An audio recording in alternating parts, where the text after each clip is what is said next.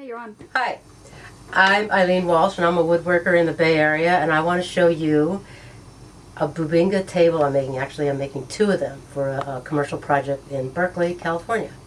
Typically, I work with reclaimed wood and fallen trees and trees that have to be removed for one reason or another, but this time I was requested to make, commissioned to make these Bubinga tables, so I'm working with Bubinga, and it's really incredible wood. Actually, it's waterfall Bubinga.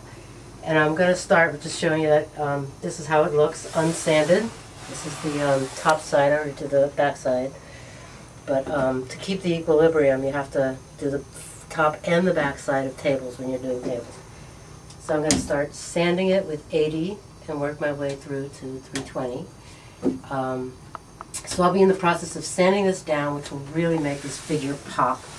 And then I'm going to seal it a little bit with some shellac, de-waxed shellac, and then I'm going to sand that off and kind of use it as a pour filler or grain filler. But I want to show you also the jig I made for the feet, which are bent laminations. So I made this out of beech, so it will be a beech and Bubinga table. And these are a series of 23 strips of beech that I cut on the table saw, because I don't have a bandsaw to be able to make those cuts, so I did it on a table saw. A bandsaw would be better because it would save you some of the kerf cut, save you a little bit of wood by doing it on a bandsaw.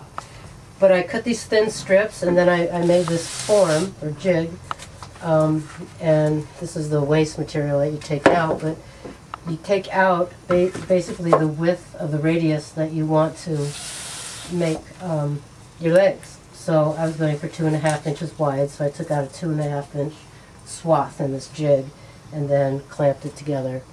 And the glue you use is really important too. So don't use water-based glue, especially with the table so heavy as Bubinga. You want to use a really good glue, and I used Unibond 800. It's the best. There's no creep.